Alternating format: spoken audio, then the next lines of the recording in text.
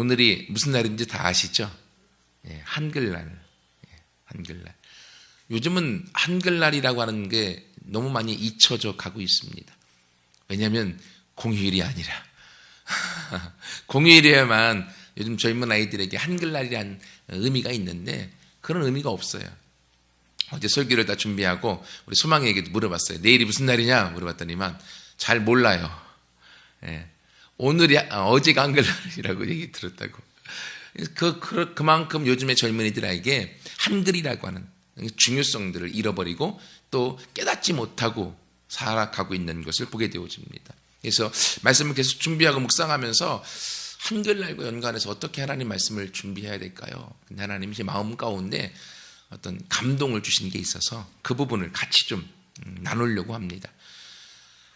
한글날 여러분 잘 아시는 것처럼 세종 28년에 1446년에 훈민정음을 반포하면서 우리나라에 이제 한글이라는 것들이 만들어져서 오게 되어졌는데 세종대왕이 한글을 반포하기 만들기까지 훈민정음 해례본에 보면 그가 백성들이 중국의 문자를 갖다 쓰기 때문에 너무 어려워서 말하지 못하고 소통되지 않는 그 백성을 사랑하는 마음 때문에 그가 언어를 만들어야겠다라고 하는 결심을 했고 백성을 사랑하는 애민정신의 결과로 훈민정음이 만들어지게 된 것이죠. 그래서 이 훈민정음이라는 것이 지금 전 세계에 얼마나 우수한지 모든 세계가 다 인정해주고 있는 그런 언어입니다. 첫 번째 함께 말씀을 나누고 싶은 것은 이 언어의 능력과 함께 한글의 우수성이 얼마나 큰지를 같이 좀 말씀을 좀 나누려고 합니다. 여러분, 근데 우리가 지금은 한글날로 지키고 있는데 한글이란 말은 주시경 선생님이 한글학자인데 39살에 그가 먼저 돌아가셨고 일제시대 때 있었던 한글학자인데 그가 한글이라고 하는 말을 처음 사용하게 되어졌다라고 합니다. 그래서 세종대왕님은 훈민정음을 반포한 것이고 우리가 지키고 있는 한글날의 한글이라고 하는 것은 주시경 선생의 한글학자가 한자는 우리 한미듬교회 한자하고 똑같습니다. 크다라는 의미예요. 큰 글이다. 그래서 세계에서 가장 첫째가 하는 글이다 라고 하는 의미를 갖고 한글이라는 말을 만들었고 그 이후에 지금까지 우리가 한글이라는 말을 그대로 인정해서 한글날로 지켜오고 있습니다. 근데 여러분 잘 아시는 것처럼 이 훈민정음 세계에서 가장 권위 있는 세계 기록유산 유네스코에서 주관하는 1997년부터 세계 문화유산만을 지정하다가 세계 기록유산을 1997년부터 만들게 되어졌는데 그때 처음으로 함께 들어갔던 것 중에 바로 이 훈민정음 한글이라고 하는 것이 세계 기록 유산으로 유네스코에 인정이 되어져서 지금까지 되어져 오고 있습니다. 왜 이렇게 세계에서 이 훈민정음을 인정해주고 우리 한글을 인정해주고 있을까요? 여러 가지 우수성들이 있는데 첫 번째는요. 너무나 철저한 과학적인 원리에 따라서 만들어져 버리는 거예요. 세종대왕이 집현전학자들과 함께 한글이라는 게 너무 과학적으로 만들어져 있어서 그 법칙만 알으면 누구나 쉽게 사용할 수 있는 언어, 과학적 원리로 되어져 있기 때문에 인정하고요. 두 번째로는 이 소리 글자 중에서 가장 발달되어져 있는 음소 문자의 위치에 있는 게 한글이라고 하는 거예요. 다른 것들은 거의 대부분의 언어들이요 음절 문자 속에 속해져 있습니다. 하지만 음소라고 하는 우리가 모음, 자음 하나하나 소리를 갖고 있어서 그것이 결합하여 만들어지고 있는 것은 오직 한글밖에 없다라고. 전 세계에서 언어들 중에서는 최고로 발달된 진화론에 따르면 가장 정점에 있는 언어가 우리가 쓰고 있는 한글이라고 하는 것입니다. 그리고 세 번째로는요, 한글이 가지고 있는 이 풍부한 표현력이 있습니다. 여러분 다 아시죠? 여러분 근데 중국에서 한자만 지금 5만 개 이상의 단어가 있다고 그래요.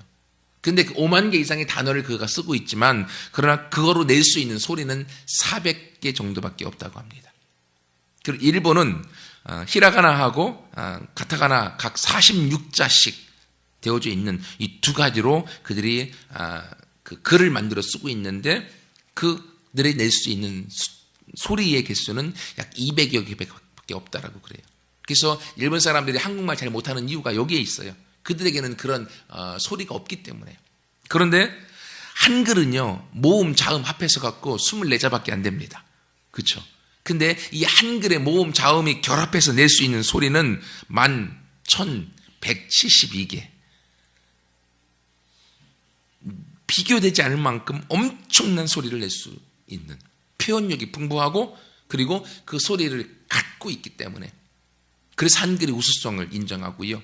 또 하나 더 들으면 한글은 이 자음과 모음의 대응 규칙이 정확합니다. 여러분, 우리가 영어 배울 때 힘들어하는 게요, 똑같은 A지만 A가 발음이 여러 가지가 있습니다. 여러분, 영어로 O라고 하는 동그라미 O 있습니다. 하지만 이게 어떤 단어와 결합하느냐에 따라서 발음이 6가지나 되어집니다. 근데 한글은요, 오직 그 글자는 그 발음밖에 없어요. 그래서 누구나 그 소리를 들으면 그걸 똑같이 같은 단어로 다 쓸 수 있어요. 영어로 스쿨이라고 하는 학교란 단어가 있는데요. 그건 그 단어를 모르는 사람이 그 발음만 듣고서 쓰면 여러 가지의 영어의 조합을 만들어낼 수 있습니다. 하지만 한국 사람들은 스쿨이라는 말 들으면 똑같이 스쿨을 씁니다. 왜요? 그게 자음과 모음의 대응 규칙이 정확하기 때문에 하나의 소리는 하나의 글자만 있기 때문에 이게 한글의 우수성 가운데 있습니다. 이렇게 우수해서 한국에는요, 문맹률이 거의 없는 게 현실입니다. 하지만 미국 같은 경우, 여러분, 중국 같은 경우 문맹률이 너무 많습니다. 통계적으로 미국의 문맹률, 듣고 쓸 수 있는 사람이 약 79%밖에 되지 않는다고 합니다. 약 20% 이상의 사람들은 자기 나라의 언어를 들을 수는 있어도 쓰지는 못하는 사람들. 그만큼 많이 있습니다. 왜요? 그만큼 어렵다고 하는 거예요, 언어 자체가. 하지만 한글은 이만큼의 우수성이 있기 때문에 우리가 좀 쉽고 편하게 쓸 수 있는 그 능력이 있는 거죠. 여러분, 이것처럼요, 한글이 이렇게 우수한 것처럼 하나님이 우리에게 주신 언어, 말이라고 하는 것도요, 힘이 있고 능력이 있습니다. 창세기 1장에 보면 하나님이 온 천지를 만드실 때 그분의 말, 언어로 천지를 창조하셨죠. 그래서 하나님의 말에는요, 능력이 있습니다. 근데 하나님께서 사람을 하나님의 형상대로 만드시고 하나님의 말 안에 있는 그 능력을 사람에게 그대로 주셨어요. 그래서 사람 아담에게도요, 그 말을 통하여 창조하는 능력을 갖고 있었습니다. 하나님이 지으신 모든 짐승들이 아담 앞에 지나가게 하시니 아담이 그걸 보고 부르는 것마다 그 짐승들의 이름이 되었더라. 아담의 말에 하나님이 능력을 주어서 짐승들이 지나가는 것마다 그 이름을 만들 수 있는 창조적인 능력을 하나님이 아담에게 주었다라고 말을 해주고 있는 거예요. 오늘 본문의 말씀에서도 21절에 보면 사람이 죽고 사는 것이 뭐에 달려있다고 합니까? 혀의 힘에 달려있다고. 혀의 힘에. 즉 우리들의 말에 따라서 내 삶이 사느냐 죽느냐가 결정될 만큼 우리들의 언어가 중요하고 하나님이 우리들의 언어를 통하여서 우리의 인생이 축복된 삶, 승리의 삶, 기쁨의 삶, 행복의 삶을 살아갈 수 있도록 창조적인 능력을 우리들에게 이 언어로 주셨다고 하는 거예요. 그래서 사람은요, 그들의 말에 따라서 그들의 인생이 달라지는 거예요. 제가 예전에 설교하면서 말에 대한 부분 하면서 그 일본의 에모토 마사루라고 하는 학자가 쓴 책, 우리나라도 번역되어져 있거든요. 물은 답을 알고 있다 라고 하는 책이 나와서 많은 센세이션을 일으켰습니다. 그 책에 의하면 일본의 파동학자입니다. 사람이 말을 할 때 나오는 그 진동에 따라서 어떻게 세상이 바뀌어지는지에 대해서 우리가 저주스러운 말, 나쁜 말을 하게 되어지면 그 물에게 그런 말을 했을 때는 물의 입자 자체가 어떻게 바뀌어지는가 하면요, 유리가 딱 깨졌을 때 삐죽하게 막 되는 것처럼 흉측한 모습 또는 악마적인 모습, 혐오스러운 모습으로 물의 입자가 일그러진다고 하는 거예요. 그런데 물에게 사랑해, 고마워, 감사해 라고 하는 긍정적인 언어를 사용했을 때는요, 물들이 너무 행복해갖고, 여러분, 물이 가장 맛있는 물이 육각수잖아요. 그래서 육각수 정수기가 많이 판을 치고 있는데 물의 입자가 스스로 육각수로 바뀌는 거예요. 그걸 직접 사진으로 찍었습니다. 그래서 사람의 말에 얼마나 힘이 있는가, 우리들의 말에 따라서 물이 바뀌어지고 물의 입자가 바뀌어지고 물이 행복해하는 것들을 본다는 거죠. 여러분, 그런데 사람의 몸에 70% 정도가 물로 데워져 있지 않습니까? 그러므로 사람에게요, 누가 기분 좋은 말 하면요, 우리 얼굴이 기분 좋아지는 거예요. 왜요? 내 몸에서 물이 기분 좋은 반응을 하는 거예요. 그러나 나를 향하여 싫은 소리, 안 좋은 소리, 저주스러운 말을 하면 우리의 얼굴의 인상이 찡그러지는 거예요. 왜? 내 몸이 반응하고 있는 거예요. 그래서 하나님께서 우리에게 말을 주신 이유는, 언어를 주신 이유는 그 언어를 통해서 축복의 말을 통하여 사람들에게 그 복이 흘러가기 원하시는 거예요. 그래서 하나님께서 아브라함에게 내가 너에게 복을 주어서 땅과 자손과 함께 복의 근원이 되게 하겠다. 너를 통하여서 수많은 사람이 복을 얻도록 만들겠다. 무슨 말입니까? 아브라함이 하는 말들을 통하여서 그들에게 그 축복이 그대로 전달되도록 하나님이 그 언어의 능력을 아브라함에게 주신 거예요. 그리고 예수 그리스도를 믿는 모든 사람들은 갈라디아 3장 14절에 의하면 아브라함의 복을 그대로 예수 그리스도 안에서 우리 모두가 받은 거예요. 그러므로 여러분, 우리들도요, 함께 하나님에 의하여서 아담이 가졌던 언어의 능력, 창조적인 능력, 복을 흘러보낼 수 있는 능력, 아브라함에게 주었던 복의 근원의 능력이 저와 여러분에게 하나님의 언어를 통하여 그 복을 흘러가도록 우리 모두에게 동일하게 주셨다고 하는 거예요. 여러분, 이것이 하나님이 사람에게 주신 이 언어의 능력입니다. 그래서 실제로요, 교육 심리학자들이 그 피그말리온이라고 하는 효과라고 하는 단어가 있습니다. 이게 무슨 말인가 하면 학생들에게 긍정적인 말, 너는 잘할 수 있어, 그 공부 잘할 수 있어, 너는 하면 돼 라고 하는 긍정적인 말들을 많이 해준 친구들에게는 성적이 올라갔더라 라고 하는 임상 실험이 나왔어요. 그래서 이 피그말리온 효과라는 것이 사람이 그를 향하여 기대하는 만큼, 말해주는 만큼 그는 거기에 부응하여 반응을 하더라 라는 거예요.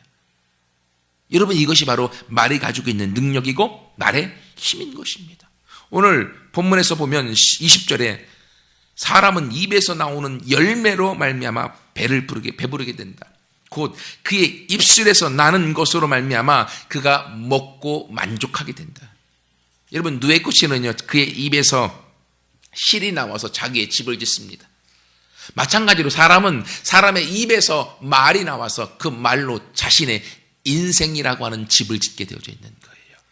내가 어떤 말을 선택하고 어떤 말을 하느냐에 따라서 내 인생의 집이 아름답게 지어지느냐 아니면 잘못 지어지느냐에 대한 판가름이 우리의 언어로 결정된다고 하는 거예요. 왜? 하나님이 우리의 말에 힘과 능력을 주었기 때문에. 그래서 민수기 14장에 보면 너희 말이 내 귀에 들린 대로 내가 그대로 행하리라. 여러분, 그러므로요, 하나님이 우리에게 말이라고 하는 권세와 권능을 얼마나 많이 주었는가. 이건 모든 사람에게 주신 공통되신 하나님의 사람을 만들 때 주신 축복이에요. 얼마나 감사합니까? 나는 아무것도 가지고 있는 게 없는 것 같은데 나는 그래도 말은 할 수 있는데 내 말에 이런 엄청난 능력을 하나님이 주셨다니. 내 말하는 것에 따라서 하나님은 이루어 주시고 내 말을 통하여 내 삶의 복덩어리가 되도록 만드신 하나님의 일들. 바로 이것이 말이 가지고 있는 언어의 능력입니다. 한글이 갖고 있는 우수성과 같은 것이죠. 근데 두 번째. 한글이 이렇게 엄청난 우수성이 있음에도 불구하고 그러나 정작 한글이 우리나라에서 얼마나 인정받지 못하고 푸대접이고 또 지금 한글이 얼마나 파괴되어져 가고 있습니까? 너무 가슴이 아프더라고요. 저도 말씀 준비하면서 제가 여러 가지 찾아보면서 좀 알게 되어졌는데, 여러분, 우리가 한국의 이 언어, 국어가 한글이라는 건 다 알고 있는데, 근데 이렇게 전 세계에서 한글의 우수성을 인정하여 세계 기록 문화유산으로 가장 첫 번째로 등재시킬 만큼 가장 발전된 언어임에도 불구하고 그 언어를 만든 이 나라에서는 그 언어를 푸대접하고 있다고 하는 거예요. 1446년에 세종이 훈민정음을 반포했습니다. 하지만 그 언어가 이 나라에 공식적으로 국가 언어로 쓰여지게 된 것은 언제인지 아십니까? 그 이후에 450년이 지난 갑오경장, 갑오개혁 때 1894년에야 비로소 이 한글이라고 하는 게 국가 언어로 공식 인정받게 되어집니다.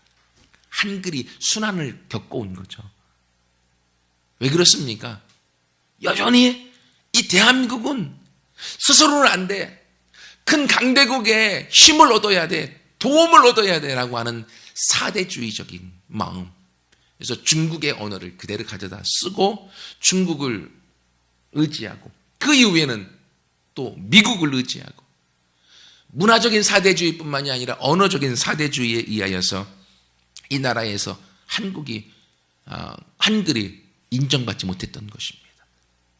여러분 1894년 지금부터 100여 년 전에서야 비로소 한글이 국가 언어로 국문으로 인정이 된 거예요.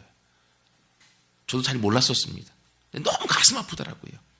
그리고 나서 이제는 한글이 우리나라에서 제대로 정착이 되는가 싶었더니만 1990년 이후에 다시금 우리나라가 영어 중심 정책을 펴면서 한글에 대한 중요성을 또다시 감퇴시켜버렸고요. 국기야 1945년 우리나라 해방 이후에 10월 9일 날 지켜왔던 공휴일이었던 한글날 국경일이었던 그날을 1991년도에 우리나라가 노는 날이 너무 많다라고 폐지하면서 10월달 국군의 날과 함께 한글날을 폐지시켜버리지 않습니까? 그래서 이 한글날이 우리나라에서 아무런 의미가 없는 날이 되어져 버렸어요. 그래서 한글에 대한 소중함을 아는 많은 시민들과 학자들이 그래도 이 한글날은 국경일이 되어져야 된다라고 탄원서를 올려서 2005년도에 한글날이 다시금 국경일로 채택은 되어졌습니다. 하지만 그 국경일이 공휴일로는 되지 않았어요. 그러니까 우리나라에 국경일인데 공휴일이 되지 않은 나라는 오직 한글날밖에 없습니다. 우리나라가 이 한글이라는 것에 대해서 아직도 관심 갖지 않고 문화적인 사대주의로 영어만 또 다른 나라 것만 더 중요시 여기면서 한글에 대해서 인정하지 않고 있는 게 현실이지 않습니까? 그리고 우리가 병원에 간다든지 의사들이 하는 말을 보면 다 거의 영어만 쓰고 있어요. 한글은 안 써요. 그래서 그것을 자랑스러워합니다. 또 우리나라 헌법과 법조계에서 말하는 언어들을 보면요, 도대체 못 알아먹습니다. 저도 못 알아먹거든요. 왜? 거의 다 한문을 가져다 빌어다 쓰고 있기 때문에. 한글은 한글인데 도대체 이해할 수 없는 한글들을 너무나 많이 지식층들은 자기들이 잘났다라고 하는 여전히 문화 사대주의 가운데 들어있어서 중국과 일본을 의지하면서 한글의 중요성과 소중함을 인정하지 않고 그들이 살아가고 있다고 하는 거예요. 그런데 반대로 전 세계에서는 한글이 얼마나 우수한가를 다 인정하고 한글에 대하여 집중하고 있음에도 불구하고 한국은 그 한글을 소중하게 바라보고 있지 않다고 하는 거예요. 그리고요, 이 한글이 얼마나 자음과 모음의 조합을 통해서 말을 마음껏 만들어낼 수 있으니까요. 요즘에 젊은이들은요, 인터넷 채팅을 통해서 IT를 통해서 가다 보니까 한글이 많이 축약되어져 있고 빨리 쓸 수 있는 언어임에도 불구하고 더 축약하기 위해서요, 완전히 약어 글자를 더 축약해서 쓰고 또는 자기들만의 속어나 비어들을 만들어서 쓰면서 이 한글 자체가 많이 파괴돼 가고 있어요. 어른들은 모르실 텐데 요즘 많이 애들이 막 이 채팅하면서 쓰면 지몬미라고 그냥 써요. 지몬미. 무슨 말인가 아셔요? 네. 젊은 사람들은 아는데 어른들은 몰라요. 이게요, 지켜주지 못해서 미안해. 그 앞자만 짜갖고 지몬미. 이렇게 써요. 애들은 알아요. 지몬미 하면 알아. 근데 어른들은 몰라요. 또 솔까말 그렇게 써요. 솔직히 까놓고 말해서 솔까말 그냥 넘어가요. 그리고요, 이건 알아요. 이건 지름신. 어르신들은 모르죠. 지르다, 뭔가를 많이 사다, 신 합성어입니다. 그래서 뭔가를 홈쇼핑에서 많이 구매하고 뭔가를 많이 사는 사람들을 지름신이 임했다고 그렇게 얘기를 해요. 언어가 이렇게 막 파괴되어져 가면서 문법과 맞춤법과 글자가 다 파괴되어져서 가서, 그래서 말한대로 얘기하기를 지하에서 세종대왕이 울고 있다라고 그렇게 말할 정도로 한글이 지금 파괴되어 가고 있습니다. 언어가 혼잡되어져 가고 있습니다. 왜 그렇습니까? 한글의 우수성, 한글이 얼마나 중요한가에 대한 가치를 우리 국민이 모르고 있기 때문에, 정체성을 모르기 때문에 한글을 강조하지 않고 그리고 소중히 여기지도 않고 있다고 하는 거죠.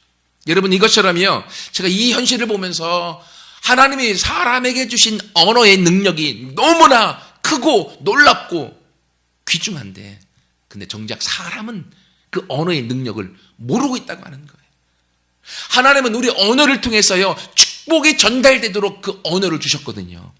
복의 근원이 되고 창조적인 능력을 통하여서 우리의 삶에 하나님의 기쁨과 하나님의 행복함과 만족함과 우리 삶의 풍성함을 주기 위해서 언어라고 하는 축복을 주었는데, 정작 그 언어가 우리들 가운데 지금 사용되어질 때는 긍정의 전달, 축복의 전달이 아니라 저주의 전달, 부정의 전달로 이 언어가 얼마나 많이 사용되어지고 있습니까? 축복의 능력이어야 될 언어가 저주의 도구로 사용되어지고 있어요. 그래서 사람들이 말할 때 들으면 거의 많은 언어가 부정적인 말들을 얼마나 많이 합니까? 특별히 요즘 젊은이들이요, 말을 하면요, 욕이 반 이상 섞여 있습니다. 그리고요, 서로에 대해서 깎아내리는 말, 안 되는 말, 할 수 없는 말, 저주하는 말들을 통하여서 얼마나 말을 많이 하는지 몰라요. 근데요, 하나님 말씀하셨잖아요. 너희 말이 내 귀에 들린 대로 내가 그대로 행하겠다. 너희가 할 수 있다, 산다, 괜찮다, 그리고 나는 가능하다 라는 말을 하면 하나님이 그렇게 해주실 것인데, 우리는 안 돼, 우리는 할 수 없어, 우리는 저주받았어, 내 인생은 이거로 끝이야 라고 하는 부정적인 말들을 통하여서 나에게도 하고 다른 사람들에게도 하고, 특별히 부모가 자녀들을 키울 때 얼마나 많은 부정적인 말들을 합니까?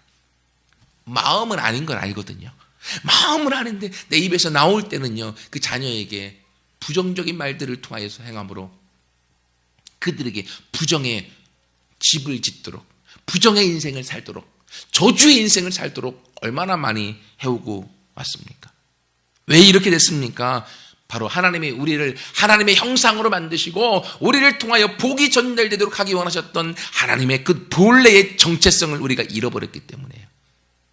한글에 그렇게 소중하고 귀중하고 가치 있는데 한글의 가치를 잃어버리고 나니까 우리는 영어를 쓰는 걸 더 우월시하고 한문을 쓰는 것을 더 우월시하면서 그것을 아직도 내려놓으려고 하지 않은 우리의 고위층들, 그게 바로 지금 이 시대를 살아가고 있는 그리스도인들 중에서 하나님 우리 언어에게 주신 놀라운 축복을 사용하지 않고 도리어 그 말을 통하여서 우리가 말을 많이 하고 말을 험하게 하면 이긴다라고 하는 잘못된 개념을 가져서 우리가 말을 험하게 하잖아요. 그래서 그런 말이 있죠. 사고가 나면 누가 이긴다? 목소리 큰 사람이 이긴다. 말 많이 하는 사람이 이긴다.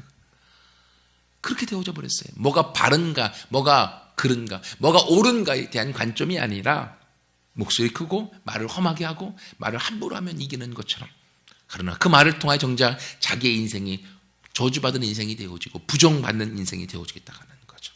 혹 우리들 가운데도 이렇게 언어의 능력을 왜곡하여 잘못 사용하는 것들이 있습니까? 함께 우리의 언어의 모습을 점검해서 하나님이 주신 본래의 축복의 언어의 창조의 언어, 능력의 언어로 같이 사용해 나가는 우리 모두가 되기를 축원합니다. 마지막 세 번째로는요, 우리 한글이 이렇게 우리나라에서는 인정받지 못하고 그리고 잘못 사용되어지고 있지만요, 지금 이 한글이 전 세계에서는 인정해주고 있고 또 이 시대에서 한글이 세계화되어지고 있습니다. 여러분 들어보셨나요? 한글이 세계화되고 있다고. 제가 이 한글과 관련해서 검색하고 다큐를 좀 많이 봤었거든요. 근데 놀라운 것은요, 약 100여 년 전에 중국에서 이 한글을 자기들의 언어로 도입하려고 시도했었습니다. 들어보셨어요? 실제로요. 근데 중국에서 안 했던 이유가 뭔가 하면, 망한 나라의 언어를 왜 우리가 가져다 써야 되냐. 그래서 안 갖다 썼습니다. 근데 중국에 그렇게 할 수밖에 없는 이유는 중국의 문자가 5만 자 이상입니다. 지금은 IT 시대입니다. 컴퓨터 그리고 핸드폰 문자 보내고, 우리가 문자 보내는 것과요, 중국 애들이 문자를 보내려면 우리보다 6배에서 10배 이상 느리게 갑니다. 왜요? 그 글자를 찾아야 되기 때문에. 그래서 지금은 중국에서 후회하고 있다고 하고, 최근에 지금 요즘 나오는 언어의 그 신문의 기사를 제가 보니까 어떤 게 나오는가 하면, 여러분 동북공정이라고 하는 거 아시죠? 중국 애들이 자기들의 변방, 특히 서북공정 말고 동북공정, 우리나라와 그 중국의 만주벌판에 있는 그 땅을, 고구려의 역사를 자기 역사로 왜곡해서 그 땅들을 자기가 가지는 학문적인 토대를 만들고 있고, 실제로 그 이들을 추진하고 있죠. 2002년부터. 이것처럼 지금은 한글 공정을 하고 있습니다. 한글이 자기네 조선족이 지금 자기네 영토 안에 있는 조선족이 쓰고 있는 언어잖아요.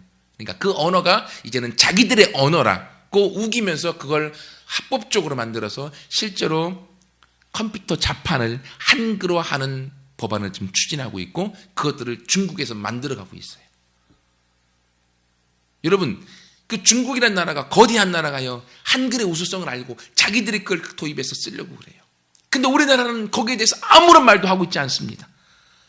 얼마나 가슴 아픈지 몰라요. 그리고 이 한글이 얼마나 우수한지, 지금 이 IT 시대, 컴퓨터 시대에서는요, 한글이 가장 적합한 언어. 24자의 자음과 모음만 있으면 모든 언어를 다 만들어낼 수 있어요. 가장 빠르게. 그리고 이것 때문에요, 2009년도에 인도네시아의 그 부족들 중에서 찌아찌아 부족이 있습니다. 즉 우리 전 세계에 말은 있는데 글자가 없는 부족들이 참 많이 있어요. 그 나라들 중에 처음으로 2009년도에 찌아찌아 족에게 약 6만 명이 그 언어를 쓰는 민족인데, 거기에 한글 표기법을 공식적으로 수출했습니다. 그래서요, 그 인도네시아 찌아찌아 족에 사는 바우바우시에 가면요, 길 이름이 영어로 쓰여 있고 그 밑에 한글 표기 문자로 같이 써 있습니다. 그리고요, 그들에게 한글로 인사하면 한글로 답을 하는 시대가 되어졌습니다. 그리고 이거로 끝난 게 아니라 2011년도, 지금도 추진 중인데요, 남미에 있는 볼리비아라는 나라의 두 번째로 거대한 민족 중에 아이마라 족이 있습니다. 약 200만 명이나 되어집니다. 지금의 대통령이 아이마라족, 그리고 그 외교장관이 아이마라족 출신입니다. 여기서 지금 한글을 수입해서 자기네 부족의 한글 표기법을 사용하려고 지금 추진 중이고 거의 끝자락까지 와 있습니다. 전 세계에서 말은 있는데 언어가 없는, 글자가 없는 민족들에게요, 한글이 너무 표기법이 자기들의 발음과 자기들의 말을 써서 표현하기에 너무 적합하다고 하는 거예요. 그래서 그 한글이라는 언어를 지금 수입하고 있습니다. 전 세계에서 한글의 가치를 인정하고 전 세계가 한글을 지금 자기들의 언어로 끌어당기려는 시대에 살고 있습니다.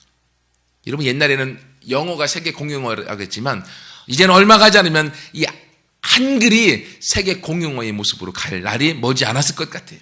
얼마나 감사한지 몰라요. 그것과 함께 여러분, 옛날에는요, 문화 자체가 외국 것들을 선호했습니다. 하지만 지금이요, 한국의 노래가 세계화되어졌잖아요.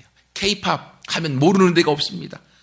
한글의 이 가수들이요, 전 세계에 나가기만 하면요, 수만 명의 사람들이 다 모여서 그들이 열광하고 있습니다. 그리고 그 노래를 따라 부르면서 그들이 한글을 배우고 있습니다. 자그마한 나라. 그렇지만 하나님은 이 나라를 이 마지막 때 하나님이 세계적으로 쓰시기 위하여서 이 나라의 언어부터 하나님이 세계화시키고 있는 걸 우리가 보게 되어집니다. 이걸로 통해서 이제 하나님께서는 우리에게 주신 이 창조적인 언어, 우리의 말, 하나님은 이 말을 본래의 의도대로 우리가 사용하기 원하시는 거예요. 언어의 능력을 사용해서 그 언어를 통하여서 하나님이 주시기 원하시는 그 복과 하나님이 주시기 원하시는 능력을 이제 내가 누리고 우리의 자손 대대로 만나는 사람들에게 그 복을 흘러보내는 삶을 살기를 하나님이 원하고 있습니다. 여러분, 그러기 위해서 이제는 부정의 말이 아니라 긍정의 말을 사용하시기 바랍니다. 할 수 있다라고 하는 긍정의 말을 심어서 함께 긍정을 거두시고 축복의 말을 심어서 축복을 거두어가는 인생이 되어지기를 축원합니다.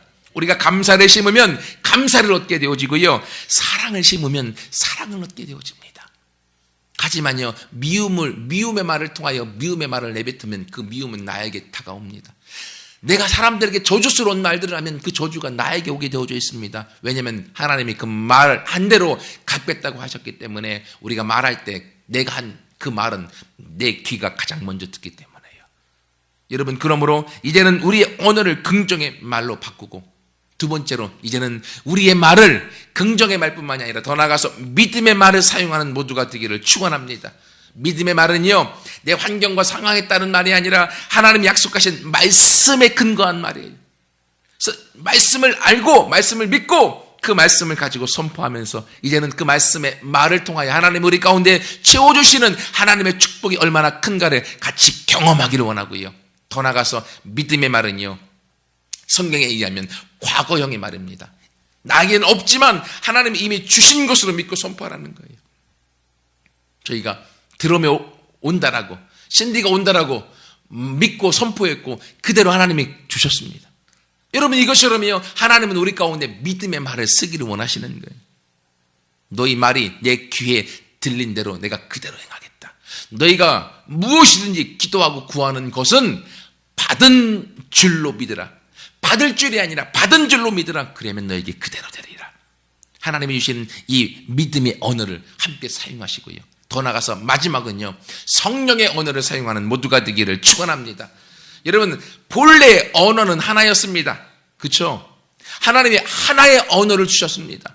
하지만 인간이 교만하여서 바벨탑을 쌓고 그 교만 때문에 하나님의 언어를 혼잡하게 만들어 지금 전 세계의 언어로 나뉘어졌습니다. 인간의 교만의 결과입니다. 죄악의 결과입니다.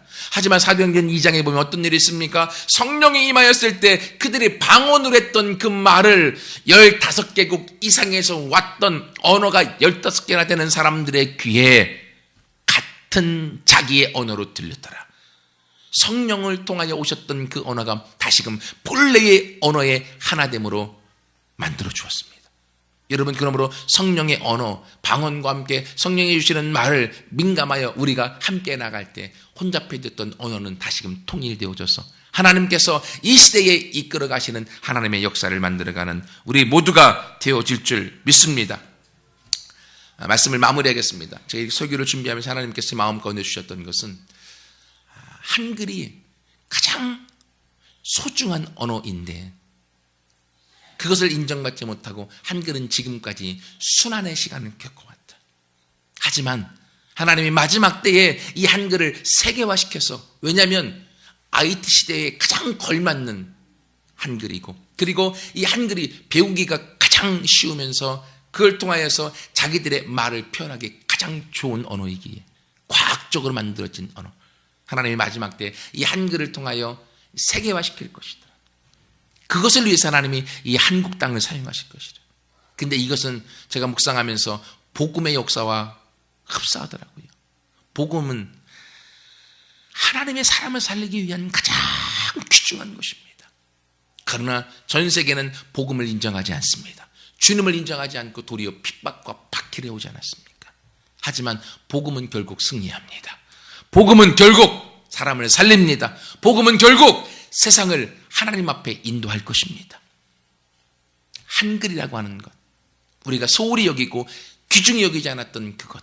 하지만 하나님은 한글의 우수성을 통해서 이 마지막 시대 때 한글을 세계에 우뚝 세우시는 것처럼 이제는 우리 스스로가 대한민국 백성, 훈민정음을 통한 한글을 사용하는 민족임을 자부심을 갖고 이제는 그 한글의 언어를 통하여서 하나님의 말씀의 언어, 믿음의 언어, 축복의 언어, 성령의 언어를 통하여 우리 인생을 하나님의 축복 속에 나아가며 영광 돌리는 우리 모두가 되어지기를 축원합니다. 같이 함께 기도하겠습니다.